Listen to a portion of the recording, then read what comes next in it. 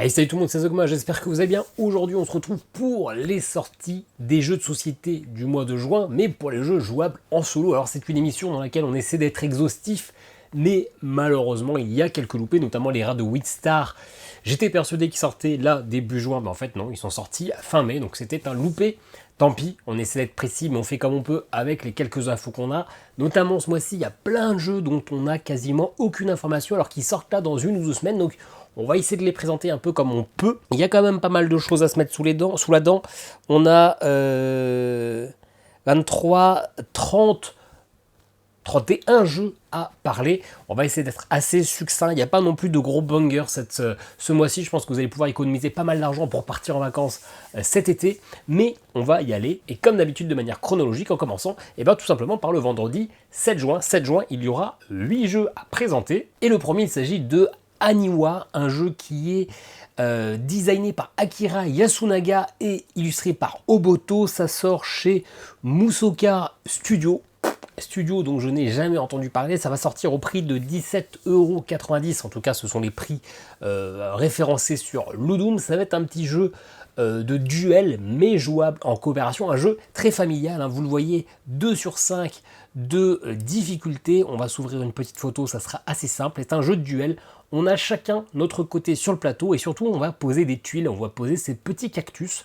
Et le but va être de les agencer dans les colonnes et dans les lignes de certaines manières à ce que ça puisse comboter et surtout marquer le plus de points, parce qu'à la fin de la partie, on va comparer les valeurs dans chaque colonne. Celui qui a la plus grosse valeur de petits cactus, eh bien, gagnera le score, le bonus présent sur le dé qui a été lancé et qui est entre les deux. Donc il va falloir agencer nos petites tuiles et faire en sorte de gagner les majorités. Je ne sais pas comment ça se joue en solo, si c'est un automate, s'il va falloir gérer les deux tableaux en même temps et faire une égalité ou quelque chose comme ça. Aucune idée, très sincèrement, ça a l'air d'être un jeu très random. Je suis pas sûr qu'on en reparle sur la chaîne. Ensuite, second jeu, ça sera un jeu Yellow, un jeu qui n'est pas recensé sur BGG, donc on va aller directement sur le site de Yellow. En même temps, c'est un jeu très franco-français puisque ça s'appelle La Petite Mer. Alors si vous le lisez sur BGG, ça sera La Petite Mer, qui est un jeu breton puisqu'on va être dans le Morbihan, parce qu'apparemment, et j'ai appris ça en regardant la vidéo de Yellow, que Morbihan en breton, ça veut dire la petite mer. Un jeu qui sort donc le 7 juin, comme on peut le voir ici. On va même lancer carrément la vidéo YouTube, comme ça vous allez voir un peu à quoi ça ressemble. Et dans ce jeu, en fait, vous allez poser des tuiles qui représentent le Morbihan, la mer. Vous allez avoir votre petit bateau qui est ici, et le but va être, en posant des tuiles tour à tour, donc c'est coopératif, mais donc jouable parfaitement en solo, il va falloir entourer les différents phares qui sont présents, sachant que les gros phares forcément rapportent plus de points. Donc si vous arrivez à fermer totalement cette petite île, d'ailleurs je vous dis ça, mais je suis pas sûr sur la nouvelle manière dont je vais capturer qu'on va voir ma souris, mais si c'est le cas, si vous arrivez à entourer le phare, c'est d'ailleurs ce que le monsieur est en train d'essayer de faire, vous allez marquer plein de points. Donc vous allez poser vos tuiles petit à petit de manière à faire un paysage qui score. Apparemment, il y a quelques petites tuiles pour créer des petits twists, des petits défis supplémentaires, des petits scorings qui vont changer. Pareil, un jeu très familial. On a reçu un mail de Yellow pour les copies presse. Clairement, je ne l'ai pas demandé, ça ne m'intéresse pas du tout. Pot de bite, comme on dit. Prochain jeu, ça m'intéresse un peu plus. J'ai eu envie d'y jouer à Cannes quand j'étais dans l'espace privé, mais j'ai trouvé personne, la table était déserte, donc j'ai juste regardé la boîte et c'est tout. Il s'agit de Backstories, un jeu qui se veut être le premier d'une nouvelle gamme. Celui-ci s'appelle Seul sous la glace, ça sortira à 13,50 € par la boîte de jeu, un jeu de Jules Messot et Anthony Perron et illustré par Cyril Bertin. Ça se veut être héritier des point and click et en même temps du coup un jeu un peu narratif. Ça va être un jeu où, hop, on va ouvrir ça en gros, on va avoir des cartes actions qui vont être ici découpées, on les aura toujours et ces cartes vont nous permettre ici vous voyez de discuter, de parler, de fouiller. Et donc quand on sera sur une zone, sur une carte, on choisira une carte à lui associer pour faire une des actions sur cette carte là, ce qui fait que ça crée pas mal d'embranchements. Apparemment c'est un jeu qui peut être assez... pas gore, pas du tout, mais assez incisif apparemment, hein. Sur un mauvais choix on peut perdre, je sais pas, des bras ou des choses comme ça, je sais pas trop ce que c'est exactement, mais apparemment ça peut être peut-être un petit peu violent, en tout cas un petit peu rentre dans l'art, quoi. Et donc, il va y avoir plusieurs embranchements, une aventure coopérative qui va nous mener dans un univers seul sous la glace. Je pense que ça veut tout dire. Clairement, moi ça m'intrigue. Un jeu que je vais essayer de demander du coup à la boîte de jeu, et sinon je l'achèterai, hein, ça coûtera pas très très cher. Et c'est le genre de jeu qui peut me plaire. Ce mois de juin, et surtout cette première semaine de juin, on est très dans le pose de tuiles ou dans le narratif, enquête, etc. Puisque là, on va arriver sur le deuxième jeu de Yellow de la semaine et de la vidéo. Il s'agit de Guilty Monaco 1955, le deuxième opus de la saga des Guilty, qui sont des jeux d'enquête. On le voit ici, celui-ci va se dérouler finalement au niveau de l'univers des Grands Prix. Alors est-ce que c'est un univers qui est vraiment palpitant? Je ne sais pas, mais en tout cas, c'est en 1955, donc c'est une ambiance peut-être un peu plus on va dire rigolote. Ça va reprendre exactement le même concept que le premier Guilty. Vous avez un plateau, vous avez des cartes qui vont vous apporter des éléments dans ce jeu d'enquête.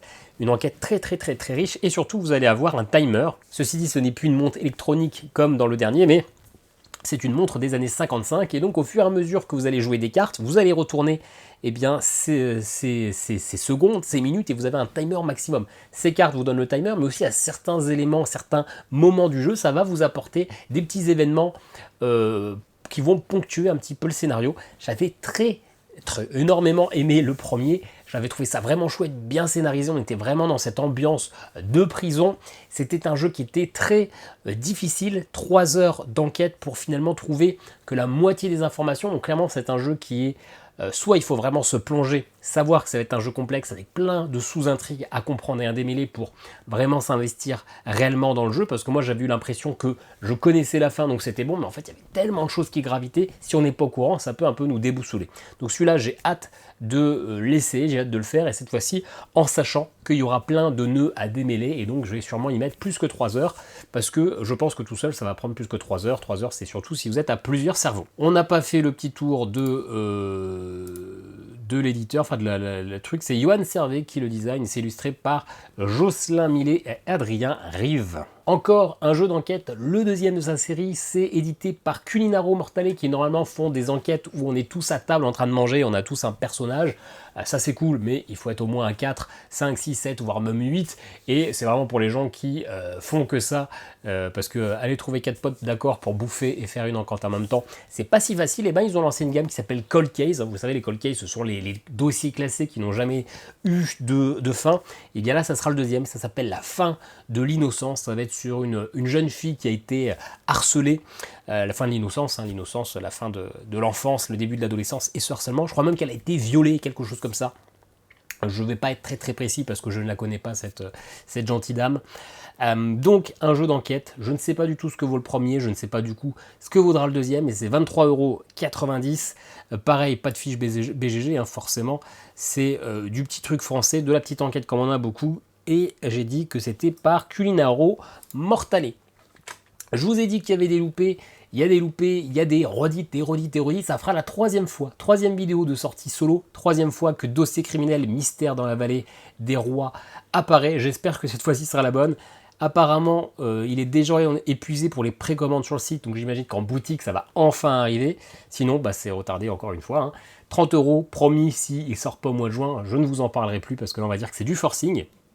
Mystère dans la vallée des rois, eh bien, ça fait partie de la gamme des dossiers criminels que j'apprécie quand même plutôt beaucoup. Assez classique, on a des enveloppes à déverrouiller qui vont nous apporter des nouveaux contenus, on a des enquêtes, on va avoir une trame plus ou moins scénarisée au fur et à mesure qu'on va débloquer du contenu. J'avais aimé les premiers, difficulté quand même assez simple quand même. Celui-ci, m'a-t-on dit qu'il allait être un petit peu plus difficile, mais il est toujours 3 sur 5 en difficulté, donc ça reste quand même très accessible. Et ben un jeu d'enquête de plus pour ce 7 juin, hein, c'est la rencontre, on a Dossier criminel, on a Cold Case, on a Guilty Monaco. Je crois qu'il n'y a pas d'autre jeu d'enquête du mois. Ils se sont dit le 7 juin, c'est le jour, la journée nationale du jeu d'enquête. Un autre qui a été ressucé de la vidéo précédente, Tucana Builders, qui est sorti l'année dernière outre-mer et qui est là localisé par Matago 3150. C'est un jeu de Christian Amundsen, Odsby Elif Svensson, qui, je crois, sont les auteurs de Revive, si je dis pas de bêtises. Mais là, on est quand même plutôt sur du Revive pour débutants. Hein. On est 1,50 de difficulté. C'est illustré par Guillermo Bonne, Yann Moussou et Off Duty Ninja. Call of Duty, j'imagine. Il doit manquer un call. Qu'est-ce que c'est que cette histoire? Pourquoi il s'appelle Off Duty Ninja, le mec? C'est la suite de Tucana, de Trails of Tucana, que j'ai pu essayer par rapport au mois passé parce que j'ai pu l'essayer, tout simplement.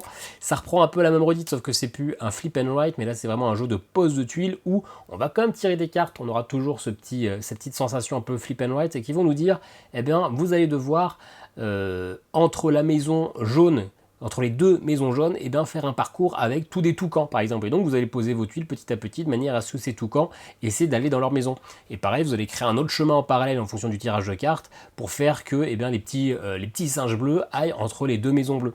Bref, vous allez essayer de créer votre petit parcours, poser vos tuiles et faire du scoring. Ça m'a pas l'air franchement foufou. 1,50 de difficulté, donc c'est très familial. Il a 6 sur 6 sur BGG, donc clairement, je suis pas sûr que ça soit dans les jeux que je vous conseille le plus. Finalement, si je devais retenir qu'un jeu sur ce vendredi 7 juin, c'est ce Celtae qui m'intrigue. Il m'intrigue parce que j'en ai assez peu entendu parler, je ne sais pas grand chose sur le jeu. La couverture est magnifique. On allait un peu trop vite, c'est un jeu de Orlando. Ils ont tous des noms à la con aujourd'hui, décidément. Orlando ça. Je sais pas ce que ça veut dire. Enfin, si, ça veut dire que c'est son nom. Autant pour moi. Illustré par Mialo Delimitowski. Et initialement édité par Pythagoras. Un jeu qui est donc dans cet univers celtique où le but va être de répandre un peu notre civilisation celte. On va commencer avec des chefs de guerre qui seront différents. On va pouvoir choisir, si on garde le côté classique avec un scoring facile à atteindre, facile à débloquer, mais peu rewardant, ou au contraire passer sur le côté héroïque. Il va falloir beaucoup de conditions pour valider le scoring, mais il sera beaucoup plus positif, ce scoring. Et dans ce jeu, en fait, on va essayer de trouver une belle petite photo. J'en avais trouvé une parce que je prépare un petit peu ces vidéos, bien évidemment. Ici, je crois que c'est celle-ci. Oui, ça fera très bien l'affaire. Vous voyez qu'on a un plateau avec différentes zones au centre, et ces zones-là sont associées à des actions. Sur chaque action, eh bien, si vous voulez les activer, vous allez devoir placer un de vos jetons.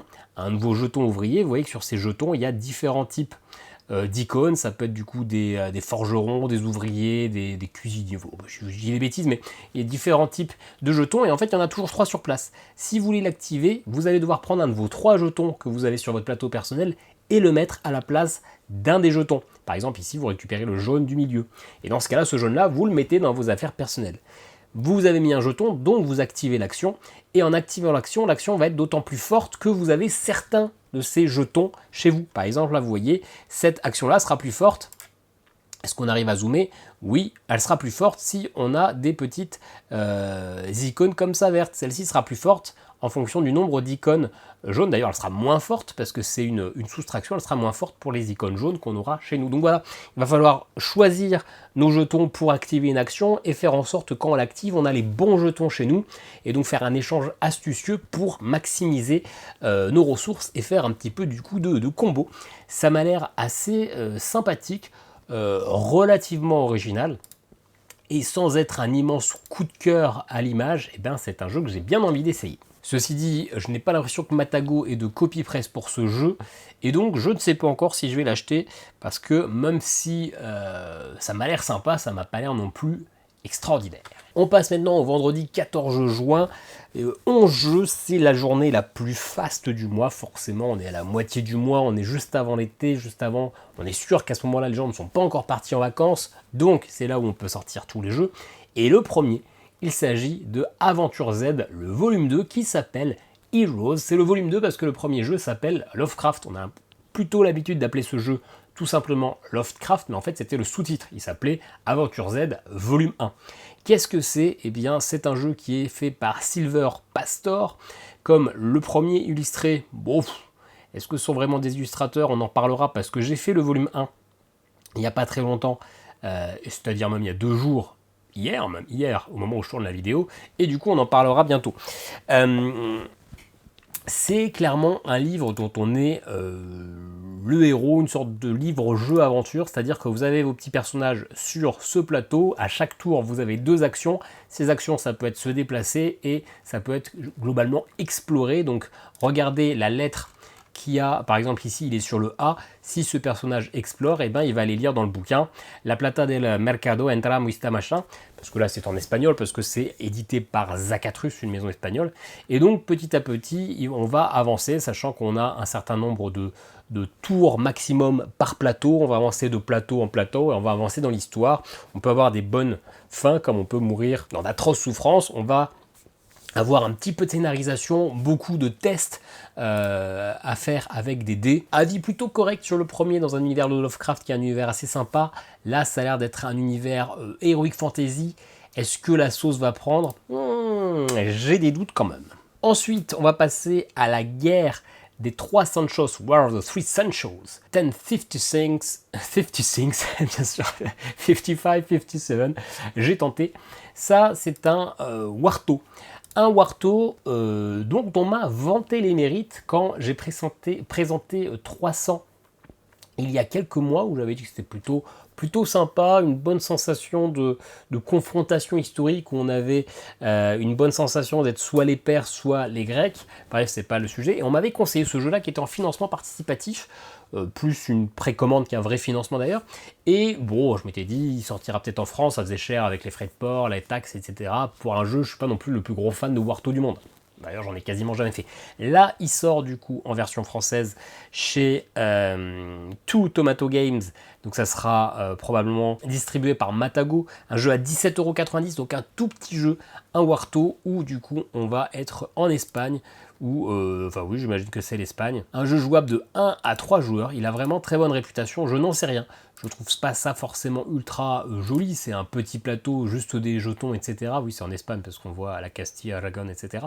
Mais on m'en a vanté les mérites, donc ça m'intéresse. Allez, on enchaîne avec Zacatrus. Zacatrus sortent 2 jeux ce mois-ci, les 2 le même jour. Est-ce que c'est une bonne idée de se faire la guerre? Parce que les deux sont comme assez familiaux, donc est-ce que sortir le 2 mêmes jeux le même jour, c'est si pertinent que ça? Je ne sais pas, mais comme ça vient d'Espagne, peut-être que c'est plus facile pour distribuer quand tout est dans le même camion. Aucune idée. Un jeu qui m'intéresse, même si très sincèrement, je pense qu'il est décevant. Il s'agit de Monstervania. Monstervania comme Monster, comme Metroidvania, comme Castlevania. Vous avez un peu l'idée. Encore un jeu, c'est Sylvestre Pastor, comme les Aventures Z, donc ça doit être, je pense, soit un auteur qui est copain avec la maison d'édition, soit carrément un auteur de la maison d'édition, parce que ça fait 2 jeux qu'il fait. Je me demande si c'est lui qui fait les autres que j'ai là. Skull Tales. Ah bah je suis con, je me barre alors que c'est la boîte qui me sert à poser la caméra. Non, c'est pas lui. Lui, il fait pas les gros jeux apparemment. Donc Monstervania, tout simplement, on va s'ouvrir. C'est aussi une sorte de livre au jeu. Et le but, ça va être d'être dans un jeu de plateforme, Metroidvania quoi, hein. Vous voyez bien qu'il y a un plateau qu'on va pouvoir se déplacer. J'imagine qu'il y a des zones qui sont inaccessibles au départ, qu'on va pouvoir, en récupérant des coffres, etc., retourner dans des zones qui étaient jusqu'alors inaccessibles. Petit côté de là, si j'avance une case, et je tombe dans le trou, ça respecte un peu pas la physiologie, pas l'anatomie, bon, la gravité quoi, peu importe. Ça m'a l'air vraiment trop simple, trop mignon, trop gentil, trop familial. Mais ceci dit, je ne peux pas m'empêcher de me dire que sur le papier, c'est quand même plutôt cool d'avoir une sorte de jeu de plateforme. On n'a que des petites photos on voit pas le truc dans sa globalité.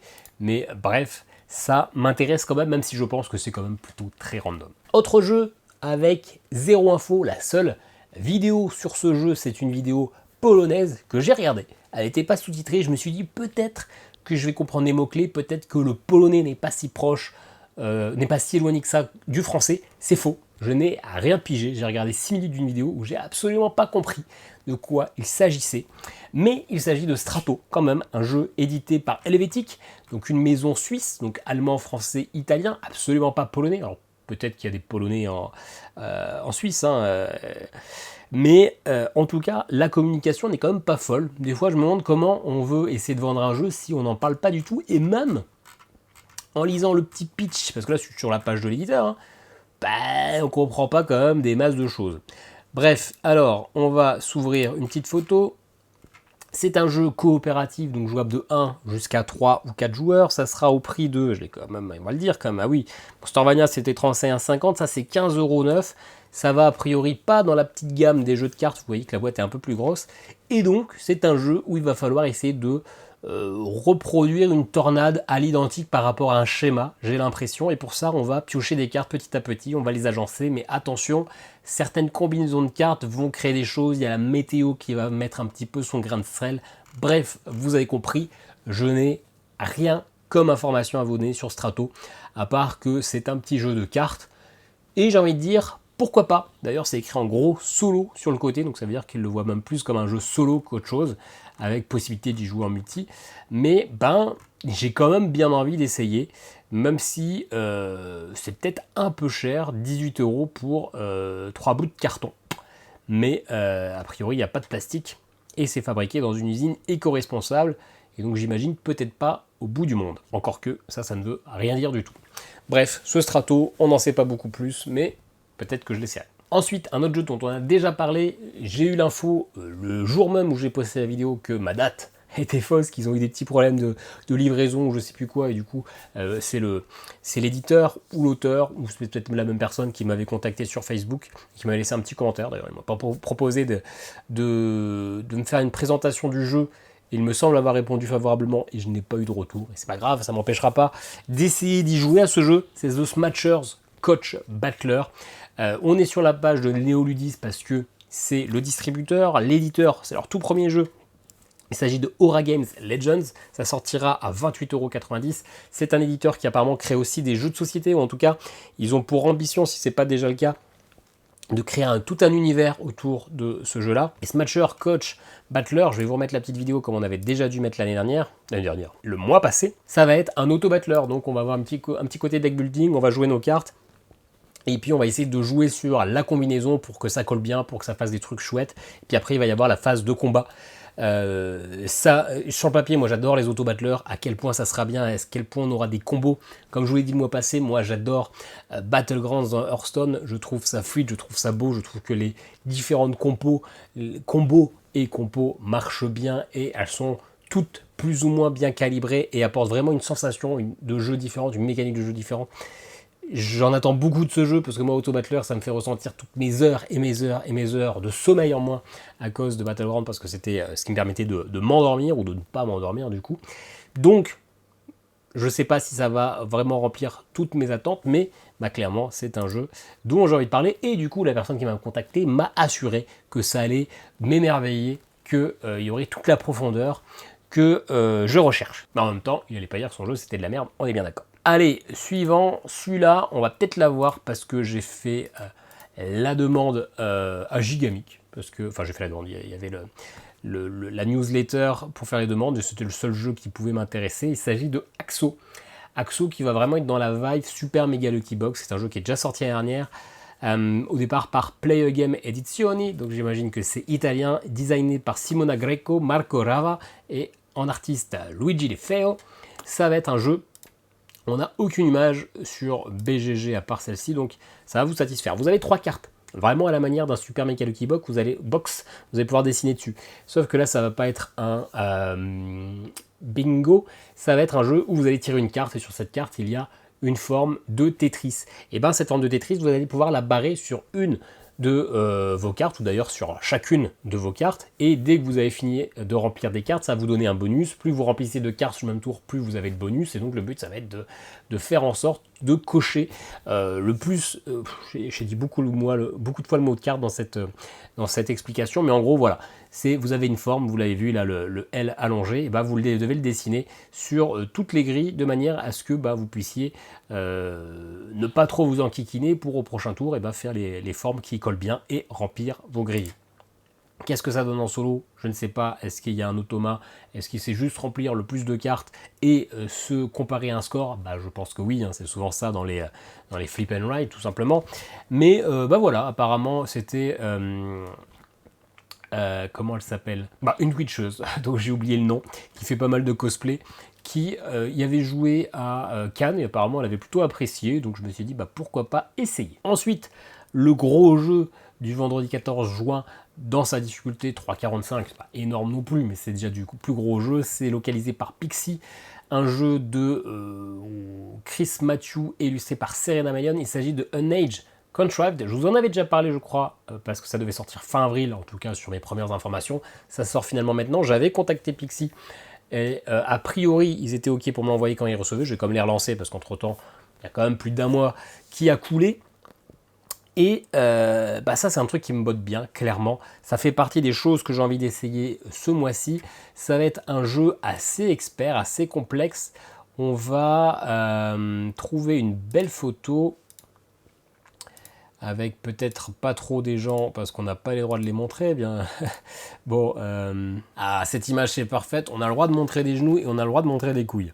Ça, c'est pas illégal sur YouTube du moment qu'il y a un pantalon dehors. Le but de ce jeu, ça va être de créer ces différentes structures. Une fois que toutes les structures sont construites, la partie est terminée. Pour construire ces structures, on va devoir investir de l'énergie. Pour investir de l'énergie, vous voyez, ce sont les petits cubes, les petits jetons à la manière de Azul qui sont sur notre plateau. Vous voyez qu'il y a des zones qui sont vides. La personne n'a plus d'énergie ici, elle a d'énergie que là-dedans. Donc elle pourra utiliser que ces énergies-là qui sont reliées, vous voyez en dessous, à des actions. S'il veut utiliser ces énergies, ça sera uniquement en faisant l'action qui est en bas. Donc il va dépenser des énergies pour faire des actions et pour construire les structures, il faut également des énergies. Donc il va falloir faire en sorte de récupérer des nouvelles énergies. Pour ce faire, vous voyez là, les 5 zones qui sont présentes, à chaque tour, une des actions possibles, ça va être de prendre une de ces cartes-là, avec du coup une autre action écrite dessus, et hop, venir la glisser de manière à ce que tout se déplace. Du coup, il y a une carte qui va sortir, et celle qui sera rentrée dans la grille de 5, on va la remplir d'énergie. Donc c'est comme ça qu'on se crée son petit moteur d'action, c'est en rechargeant cette énergie, en mettant de nouvelles cartes qui seront accessibles, qui sont disponibles pour certaines actions. Donc il va falloir faire en sorte de créer, d'investir le mieux nos énergies pour avoir des bonnes actions, pour créer ces belles ressources, pour créer ces belles structures, et surtout faire en sorte de n'être jamais à court d'énergie. Je trouve que ça a de la gueule.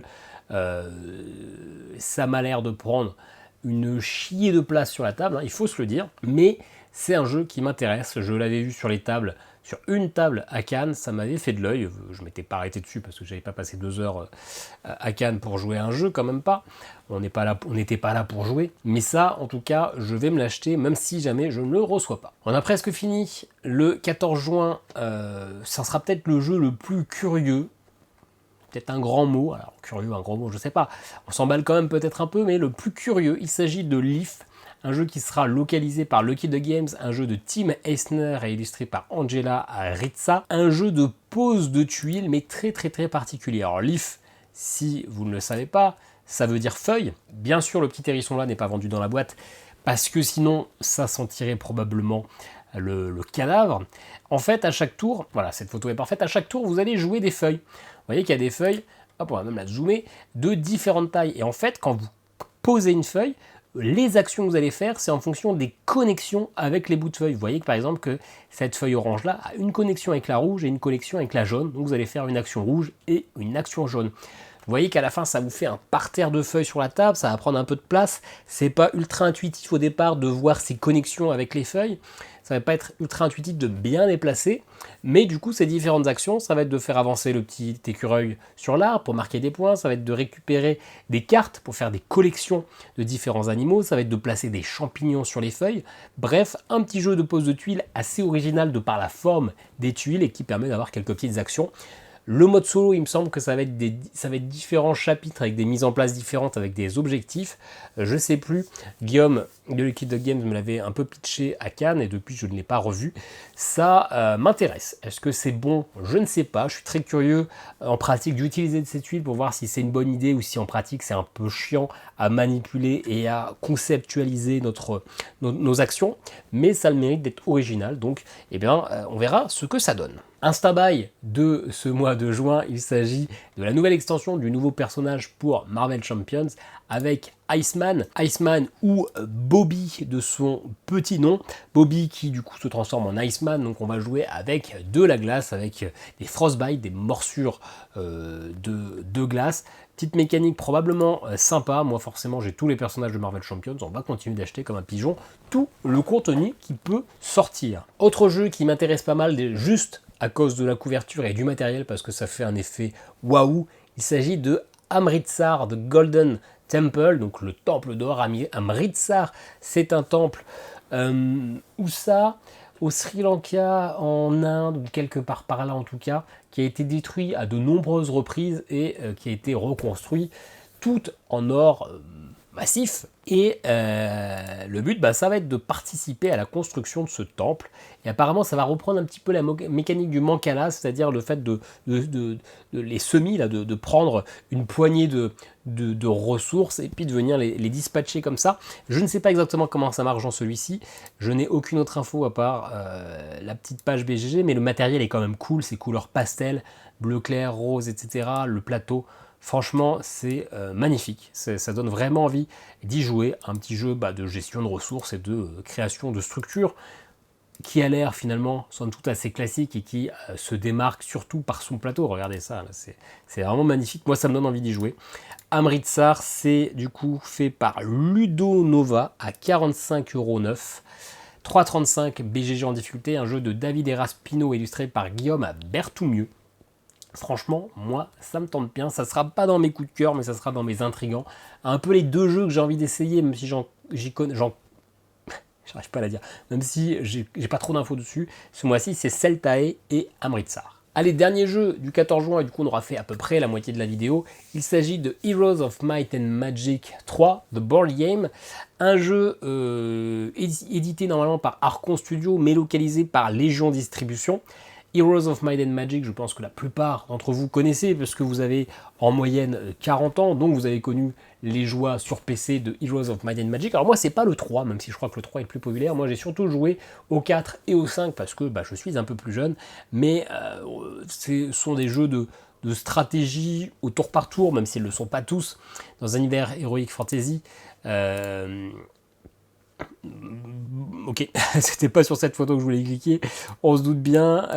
Tac, tac, tac. Bref, un jeu où on va se déplacer sur un plateau, où on va faire des quêtes, on va récupérer des ressources, on va se stuffer. Un jeu qui était sorti en Kickstarter, qui est sorti il y a 2 mois, qui sort enfin. Je ne sais pas s'il est bon. Je sais juste que ça va coûter 78 €.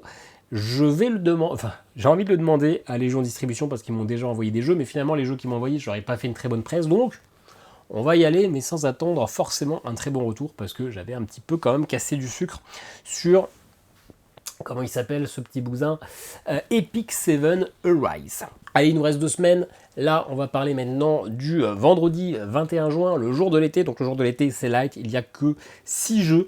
6 jeux, dont un que j'ai déjà dans mes mains. Le premier, s'agit de Sphinx, le nouveau de Impatience. C'est pourquoi je le prends, parce qu'on va se dire, la boîte, elle est dégueu, au niveau du format, mais en fait, ils ont la bonne idée d'avoir, si vous le mettez dans cette position-là, finalement, d'avoir exactement la même taille que tous les jeux de l'univers, ou que le Scoventure qui était sorti courant de l'année. Donc, même si le format est très bâtard, le jeu est cool. Et oui, parce que je vous ai parlé de l'univers, tout ça, mais Sphinx, du coup, c'est le dernier jeu d'Impatience qui sortira à 23,50 €. Je l'ai testé à Cannes. Ce n'est pas un jeu, du coup, de Shadi Torbet, ça fait partie des jeux qui sont autour. C'est un jeu de David Purkis et illustré par Olivier Derueto. On va se mettre une petite image, ça sera assez simple.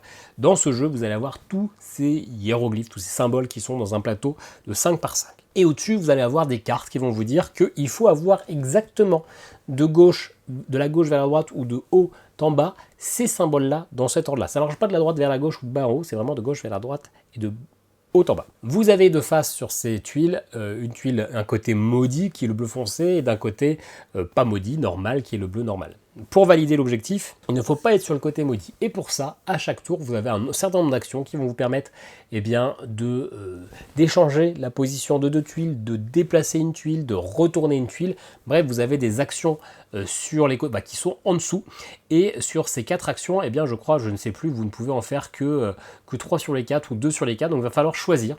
Et à chaque fois que vous avez fait votre lot d'actions, vous voyez la petite barre de temps sur le côté, ça baisse, ça baisse, ça baisse, et le but est, avant la fin de la totalité des tours, d'avoir fini le paquet de cartes objectif pour gagner la partie.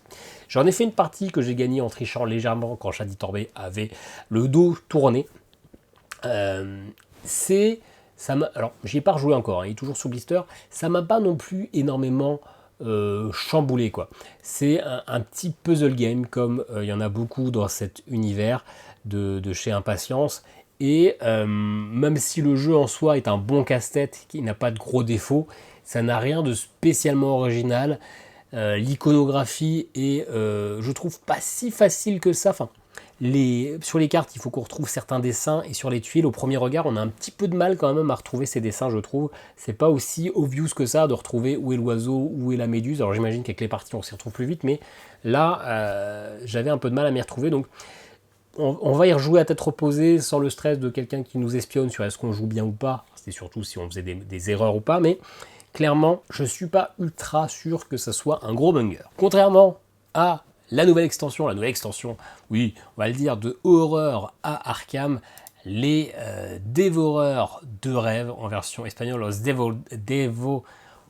devoradores de sueños, et The Dream Eaters en anglais. En fait, c'est pas une nouvelle campagne, c'est une campagne qui était déjà présente, mais qui ressort maintenant dans ces big box. Avant, vous saviez, vous avez la campagne avec les 2 premiers chapitres, et il fallait acheter les 6 autres scénarios indépendamment. Maintenant, il ressort tout petit à petit. Donc, ce n'est pas une nouvelle, c'est une qui existait déjà. Si vous avez déjà l'ancienne version, il n'y a aucun nouveau contenu. Mais si vous aimez Arkham et que vous n'aviez pas les anciennes versions, et achetez. C'est un gros hit de ce mois-ci. Vous aviez donc là c'est vraiment que la campagne, si vous voulez les 4 joueurs, c'est sorti au mois de mai. Et sinon, comme d'habitude, ça sortira à 64 € et c'est par FFG, c'est une gamme de prix, c'est toujours les mêmes prix, hein. Il n'y a même plus besoin de regarder la feuille. Un des jeux là que je veux vraiment récupérer ce mois-ci, acheter, je pense pas que Matago me l'enverra, il s'agit de Wyrmspan. Je suis pas du tout un gros adepte de Wingspan. Ouais, Wingspan. Mais clairement, j'aime les dragons et ça a fait tellement de bruit quand on en a parlé, quand ça a été annoncé, et ça va faire tellement de bruit à sa sortie que je veux essayer Wyrmspan. Un jeu de Connie Vogelman. Donc ce n'est pas du tout Elizabeth Hargrave, mais elle a un petit peu participé au jeu. Connie Vogelman, elle a fait un autre jeu chez Stonemaier Games, c'est Happy Harry, c'est son 2e jeu. Elle sort 2 jeux d'affilée en peu de temps, Happy Harry et Wingspan, donc plutôt pas mal. Illustré par Clémentine Campardou. Donc je vous l'ai dit, chez Stonemaier Games et donc en France chez Matago, ça sort au prix de 58,50 €. Ça coûte un peu cher, mais clairement, ça donne vraiment très envie. C'est très joli. On aura un peu à la manière de Wingspan. On va revenir en arrière. Ce tableau où on va avoir la première colonne disponible et on va excaver, on va avoir cette fois-ci un petit personnage, un petit meeple qu'on va pouvoir les déplacer sur un plateau pour activer certaines actions et se débloquer des nouveaux espaces. On aura toujours des œufs, on aura toujours le même gestion de moteur, mais le jeu se veut un peu plus complexe justement parce qu'on a des actions supplémentaires où on va devoir déplacer, où on va devoir faire des choix pour faire ces actions, où il va y avoir du coup le petit personnage, le petit meeple qu'on va déplacer pour excaver. J'y ai pas joué, donc je vous parle un peu pour rien dire, hein, mais a priori, ce qui change un peu tout, c'est ce petit plateau central et ce petit plateau central là, la guilde du dragon et cette cave à explorer. Bref, ça me donne très envie. Autre chose plutôt cool, le cartographeur qui est un des meilleurs flip and write, il faut se le dire, localisé par Intrafin, qui va du coup être restocké parce qu'il est en rupture de stock, mais de toute façon c'est un jeu où on trouve très très facilement d'occasion. Donc il revient en stock, mais il vient surtout avec une extension qui est en fait 3 extensions, parce qu'il y a plein de nouvelles cartes qui sont sorties aux États-Unis, et en France ils sortent sous regroupement de 3 nouvelles cartes. Donc on avait déjà le premier paquet de cartes qui sort, et là on a un nouveau paquet qui correspond en fait à l'extension 4, 5 et 6, et donc ces extensions ça va être Frozen Expanse, donc l'expansion du froid, où ça va rajouter une carte avec du coup des montagnes, avec du coup leur petit lot de contraintes. Bien sûr, à chaque fois, vous avez des nouveaux cartes monstres, des nouveaux cartes de scoring, etc. Vous avez le Ornhelm qui va rajouter un marché, du coup, la possibilité d'acheter des objets pendant la partie, comme on le voit ici sur la carte. Et on va avoir du coup également Ketra's Step, et Step de Ketra qui va donner une petite particularité, c'est d'avoir ces pics-là, ces montagnes à 2 pics, et je sais plus ce que ça apporte, mais bon, c'est la particularité de la carte, et encore une fois, toujours des monstres, etc. Ça, c'est cool, clairement, c'est pour ceux qui aiment vraiment le jeu. Si vous n'avez pas encore le jeu, jetez-vous sur le jeu de base, ou sur Heroes, qui est tout aussi bien, et qui est aussi un standalone, vous pouvez tout mélanger, mais vous pouvez y jouer tout seul. Ça va sortir à 27 € chez Intrafin, donc ça c'est pour les gros kiffeurs de Cartographers. On enchaîne un jeu dont on a parlé le mois passé qui a fait couler beaucoup d'encre. Escape from New York coulait beaucoup d'encre parce que je vous ai dit que c'était un jeu un film, parce que c'est l'adaptation d'un film que je ne connaissais pas, et vous avez été nombreux à me dire que c'était un classique, en français ça s'appelait New York 1977, mais je ne disais pas que c'était pas un classique, ni un mauvais film, je disais juste que moi je suis né en 90, donc jamais entendu parler de ce film, moi qui ne suis absolument pas cinéphile. La dernière fois j'ai regardé un film, j'ai regardé Bullet Train la semaine dernière, mais je n'avais pas regardé un film, je pense, depuis Kaamelott au cinéma, donc ça devait faire 2 ans que je n'avais pas regardé de film, donc le temps que je regarde New York 1977, je peux vous dire que on sera non plus à Williamspan, mais à Wormspan, le jeu avec des vers de terre. Bref, ça n'empêche que c'est peut-être un classique du jeu de société, mais ça n'empêche que je pense que ça sera un bide, parce que je suis pas sûr qu'en 2024, il y a encore beaucoup d'aficionados de ce film, peut-être chez les vieux que vous êtes, mais je suis pas sûr que ça soit une licence qui soit très fédératrice, qui va attirer, qui va donner envie aux gens d'aller vers le jeu de société. Peut-être que je me trompe, hein. En tout cas, un petit jeu coopératif où on va devoir faire en sorte de s'échapper de New York, qui est devenu une prison, et je crois qu'il faut trouver la mallette du président de la République et se barrer avec. Bref, je ne sais pas, ça a été décalé, ça sort par Matago à 53 €. Bref, je suis pas sûr qu'il y ait beaucoup de monde sur YouTube qui parle de Escape from New York, mais prouvez-moi le contraire. Le dernier jeu, ça sera le gros jeu, ça sera peut-être même le plus gros jeu en termes de taille, peut-être pas en termes de prix, mais en termes de taille. Il s'agit de Starship Interstellar, localisé par Intrafin, un jeu de David Calza, Andrea Crespi, illustré par David Corsi, Kurt Miller, 3,71 sur BGG. Clairement, le plateau donne un petit peu envie de vomir. J'espère que vous ne regardez pas cette vidéo le matin, parce que là, le petit pain au chocolat, il va ressortir directement dans le café. Et encore là, c'est la version petite, hein, vous ne voyez pas ce que ça donne sur une table. Voilà, bonjour madame lisibilité. Après, les adorateurs des gros jeux sont probablement sûrs en regardant ça, mais là je vous avoue que tout de suite maintenant, ouais, je suis pas sûr d'avoir envie d'y jouer, même si le petit côté exploration spatiale, alors en fait le but ça va être que la Terre va exploser, il va y avoir le Soleil là qui est en train d'exploser et toutes les planètes vont mourir, nous également du coup, et on va créer un énorme vaisseau spatial interstellaire qui a pour but d'aller dans une autre galaxie, recréer une nouvelle Terre, et donc on doit créer ce bateau, ce vaisseau, pour y emmener notre population, un très classique dans la science-fiction. Et donc c'est un jeu où on va devoir explorer des planètes pour des colonies, pour aller récupérer des ressources et réinvestir ces ressources pour créer, améliorer l'interstellaire. Un jeu qui se veut assez long, qui finalement n'a pas l'air mauvais, hein, qui donne quand même un peu envie, mais la gueule du plateau, j'espère qu'elle n'est pas à l'image des règles, parce que sinon, bonjour, on n'est pas sorti. Allez, dernier jour, il n'y a que 6 jeux, ça va être rapide. En plus, il y en a certains dont on a déjà parlé. Vendredi 28 juin, du coup, on commence avec Siege of Valeria, un jeu uniquement jouable en solo dans la gamme de Valeria. Donc on a eu déjà pas mal de jeux, hein. On a le Royaume de Valeria, on a Valeria, les dés de Valeria, et là on a les sièges Siege of Valeria. Ça sera localisé par Bad Boom Games, un jeu très très simple, 1,88 BGG. Ça va être un petit jeu de pose de dés. C'est sorti il y a déjà un petit moment, mais il y avait le Kickstarter en début d'année. Un jeu de Glenn Flaherty illustré par Mialo Dimitrievski. Tiens, on a déjà parlé de lui dans la vidéo. Qu'est-ce qu'il a fait comme autre jeu, ce petit coquin? Il a fait Scholar of the South Tigris, mais c'est pas ça. Bardwood Grove, tiens, non, il a pas fait Bardwood Grove. C'est The Miko. C'est l'autre nom de The Miko. Mais oui, Mialo Dimitrievski, c'est le nom de The Miko. C'est donc pour ça que sur Celtae, j'ai failli vous dire que ça ressemblait à The Miko. C'est parce que c'est lui, d'accord. On sortira moins con. Donc Siege of Valeria, petit jeu solo très accessible où en fait vous allez avoir toutes ces hordes d'ennemis qui vont venir attaquer votre pauvre petite forteresse, votre pauvre petit rempart qui n'a rien demandé.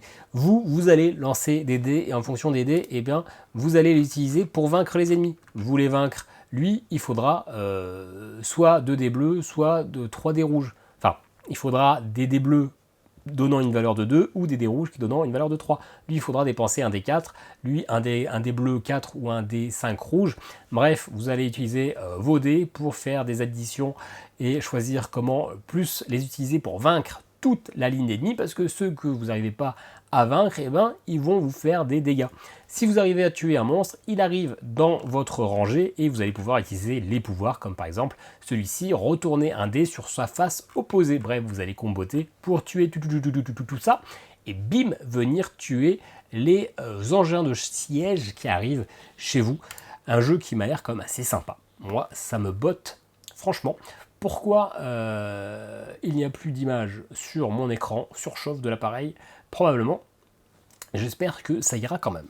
Ensuite, sûrement un jeu qui va faire beaucoup de bruit. Moi, il m'excite peut-être un peu moins. Il s'agit de Dune Imperium Uprising. Donc je crois que c'est l'ascension, l'avènement, non. Bref, je ne sais pas comment ça sera en français. Toujours un jeu de Paul Denen, donc l'auteur de Clank et de l'autre Dune Imperium, illustré par plein de gens, mais comme du coup l'écran ne s'allume plus, je suis un peu en stress, donc on va vite.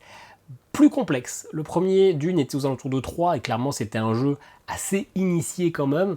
Là on est sur du 3,42. Il devient un peu plus compliqué. Ça va toujours ressembler quand même au premier Dune. Hein, si vous voyez ça, vous êtes clairement pas perdu sur ce plateau, sauf que les bonus qui sont débloquables sur chaque zone, vont être un petit peu différents. Et du coup, le jeu se veut aussi beaucoup plus coquin, un peu plus coup de pute. On va vraiment s'embêter. Il va être un peu plus rentre dedans. Donc si vous aimez vraiment les jeux finalement à faible interaction, eh ben on va plutôt être sur le premier Dune Imperium, même s'il y a un peu de l'interaction parce que c'est de la pose d'ouvrier. Mais celui-ci, on va être un petit peu méchant. Et je pense qu'il y a moyen du coup d'avoir des parties où on se prend la sauce. Donc voilà, il a cette particularité d'être un peu plus expert, un peu plus coquin. Qu'est-ce que ça donne en solo, justement, contre ce deck Automa? Je n'en sais rien. Moi, j'aime beaucoup Dune Imperium, et finalement, j'y joue sur l'ordinateur parce que je trouve que l'IA est vraiment très intéressante, très bien faite. C'est beaucoup plus pratique à jouer que ce deck qui va accumuler des ressources à ne plus quoi en faire sur le plateau. Là, au moins, sur l'ordinateur, j'ai exactement ce que je veux de Dune Imperium. Et donc, bah forcément, c'est le kit de Games au prix de 63 €. Un jeu que je vais m'acheter, mais très clairement, je suis sûr que ça ne vaut pas le coup. Mais c'est peut-être le jeu que j'attends le plus ce mois-ci. Il s'agit de Slay the Spire, qui sortira chez Matago pour 103 €. Alors c'est pas si cher que ça, parce que je crois qu'il y a plus de 600 cartes dedans, mais 103 € pour un jeu qui coûte 10 € sur smartphone. J'y joue tous les soirs, hein, c'est ce qui a remplacé Battleground il y a quelques mois. J'y joue tous les soirs, donc moi c'est un jeu que j'adore. C'est pas pour ça que je suis très fort, mais j'adore. Un jeu qui est fait par plein de personnes, je vais pas vous dire qui. Ça va vraiment être une copie. Ça se veut vraiment être une adaptation. On retrouve le design des cartes, on retrouve le genre de potions, on retrouve clairement les 4 héros, les 4 archétypes de personnages, on retrouve des actes, on retrouve, bordel, montrez-moi un peu le plateau, là le chemin où on va pouvoir choisir les différents bonus que l'on va choisir, on va avoir les cartes, les ennemis en question, on retrouve vraiment le design, ça va être une adaptation fidèle, et c'est pour ça que je pense que finalement le jeu n'est pas si intéressant que ça, parce que vous allez payer 100 balles, un jeu pas cher, ça va prendre des plombes parce qu'il va y avoir de l'entretien, on va devoir gérer, c'est un jeu où on met pas mal de buffs et de debuffs et qui perdent un à chaque tour, donc il va y avoir à mon avis beaucoup d'entretien, beaucoup de choses à gérer, ça va rendre le jeu lourd et long pour finalement apporter une sensation identique à la version digitale. Donc c'est pour ça que je pense que c'est peut-être une très bonne adaptation, mais qui n'a probablement pas lieu d'être. Ceci dit, j'ai vraiment envie d'y jouer. Je lorne depuis une semaine sur Ocaseo pour peut-être, parce que ceux qui l'ont kickstarté l'ont déjà reçu, pour peut-être retrouver des versions au collector avec les tapis de jeu, etc. Pour avoir une belle version, même si je la paierai beaucoup trop cher, mais je pense clairement que ça ne vaut pas le coup, que c'est vraiment pour les gros adorateurs de Slay the Spire et qui finalement seront plutôt déçus parce qu'ils auraient préféré leur version Slay the Spire qui sera beaucoup plus rapide pour exactement la même chose. Bref, je vais l'acheter. Plus que 3 jeux, pareil, Instabuy, Lord of the Rings, The Seigneur des Anneaux, JCE, la campagne et Red Mitrine. Pareil, on a parlé du contenu de la boîte personnage le mois passé. Là sort la campagne, c'est toujours comme ça, hein, comme pour Arkham, on prend le temps d'avoir les cartes, de se créer des nouveaux decks, de créer les combinaisons, et quelques semaines après, on a la campagne. Là, même si vous avez déjà la version qui était sortie il y a quelques années, il s'agit d'ailleurs du cycle 8, c'est-à-dire la terre sauvage du Rhovanion, les terres sauvages du Rhovanion, il faut absolument l'acheter. J'ai aucune image, mais c'est pas grave. Pourquoi? Parce que avant, c'était juste des scénarios qui s'enchaînaient. Et là, vous avez une campagne, c'est-à-dire que ça rajoute des cartes, ça rajoute des objectifs, ça rajoute un tout petit peu de scénarisation, mais bref, c'est pas exactement la même chose. Les scénarios seront les mêmes, mais ils sont créés, il y a des petites cartes qui sont créées de manière à ce que ça puisse être un peu plus progressif et de le jouer en campagne. Donc clairement, ça vaut le coup si vous aimez le Seigneur des Anneaux. La boîte personnage ne vous apportera rien si vous avez déjà le contenu, mais la boîte campagne va vous apporter quelque chose, donc bah, moi je vais la racheter. Allez de jeu, un jeu dont on a parlé sur mes retours de Cannes qui fait partie des jeux que j'attendais. Il s'agit de l'extension de Lueur qui s'appelle Hob. C'est un jeu par Bombix à 20 € cette extension. Hob, Lueur, pardon, c'est pas un grand jeu, c'est même un jeu plutôt moyen, mais c'est un jeu qui va marquer sur son esthétique. Vous voyez se crayonner ces cartes noires et blanches avec juste les petites icônes en couleur et qui sont légèrement en relief. Il y a de l'embossage sur les cartes. Le plateau est noir et blanc avec des dés de couleur. Et une photo, ma foi, qui est bien floue. Un jeu qui est vraiment beau. Sinon, c'est un simple jeu où on va lancer des dés, on va se déplacer sur un plateau, et ça va être une course, et on va créer un petit moteur avec nos dés, mais c'est un jeu qui est assez simple, qui n'est pas révolutionnaire, mais qui est beau. Et ça fait partie du plaisir, c'est un beau jeu. Et je me rends compte que quand je tape sur la table, ça fait bouger la caméra, donc j'espère que je ne l'ai pas trop fait. Il y avait déjà un mode solo qui était téléchargeable sur le site de Bombix. Il fallait du coup l'imprimer, découper. Il y avait des tuiles pour la version, pour l'automa, enfin des cartes. Là, ça sera dans l'extension. L'extension pour le solo, en soi, elle va rien nous apporter. Le contenu, je crois, n'est pas jouable en solo. Par contre, vous aurez cet automa qui sera dans la boîte. Donc si vous voulez en jouer en solo avec du matériel de belle qualité, et ben c'est une extension qui est nécessaire. Moi, je vais l'acheter, c'est une certitude, même si ce n'est pas un grand jeu, c'est un beau jeu. Et des fois, ça fait plaisir de jouer à un beau jeu et de prendre, c'est pas non plus un mauvais jeu, donc on prend du bon temps, c'est pas exceptionnel, mais ça fait plaisir. Et enfin, le dernier jeu de cette vidéo, eh bien, je ne l'ai pas vraiment travaillé parce que c'est le dernier. C'est un jeu qui va être, je crois, localisé par un travail, mais sinon c'est Ape Games au départ, jeu de Julian Pombo, illustré par Yann O'Toole. Il s'agit de Pampero. Pampero, alors déjà, si on regarde le plateau, Yann O'Toole, on le savait, clairement, on dirait la carte de Carnegie, mais c'est toujours très beau, des belles couleurs pastel, etc. Un gros jeu de gestion, il me semble que l'auteur, c'est un disciple de Vital Lacerda. Ceci dit, quand même un peu plus simple, on est sur du 3,7, 3,8 sur BGG.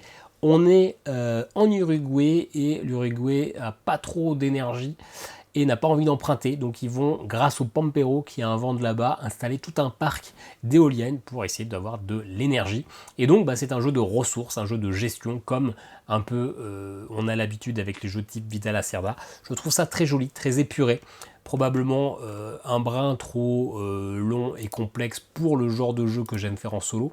Pour ça que je ne me suis pas plus renseigné que ça là-dessus. Par contre, il sort avec sa pléthore d'extensions, je crois qu'il y a 2 ou 3 extensions qui sortent en même temps. Donc ils misent gros dessus, probablement que c'était un Kickstarter au départ d'ailleurs, hein. Mais probablement qu'il y aura quand même un sacré paquet d'aficionados de ce jeu. Ça sort au prix de 108 € pour la boîte de base. Voilà pour ces jeux, 59 minutes, c'est très long, c'est beaucoup trop long. Surtout pour des jeux où finalement je vous apporte pas beaucoup d'informations. Si je devais retenir 4 jeux, clairement moi les 4 jeux que je vais acheter, quoi qu'il se passe, que je reçoive de l'éditeur ou pas. D'ailleurs, je pense que j'en recevrai, si je vais recevoir un de l'éditeur, les autres non, c'est même sûr. Moi, j'achète Slay the Spire parce que je suis fan du jeu, même si ça vaut pas le coup. Je suis fan, je vais acheter Wyrmspan parce que j'ai envie de voir ce jeu dont on a beaucoup parlé. Je vais acheter Siege de Valeria, enfin, ça je pense que je vais le recevoir, parce que c'est uniquement jouable en solo et que j'aime bien ce genre de petits jeux. Ered Mitrine, la campagne du Seigneur des Anneaux, ça je vais l'acheter parce que j'adore le Seigneur des Anneaux. Et Amritsar, je vais essayer de le demander, mais je pense que je vais l'acheter parce que je suis fan du thème et du matériel et que je pense que c'est pas non plus un mauvais jeu de gestion. Voilà pour ma sélection. Moi, si je dois en garder que 5 ce mois-ci, ça sera ça. Beaucoup de jeux, mais quand même pas des gros hits ce mois-ci. Dites-moi ce que vous en pensez. Est-ce que vous avez noté des trucs en même temps qui vous intéressent vraiment, qui vous titillent un petit peu? On se retrouve très bientôt pour une nouvelle vidéo. N'hésitez pas à vous abonner et à très bientôt. Ciao, ciao.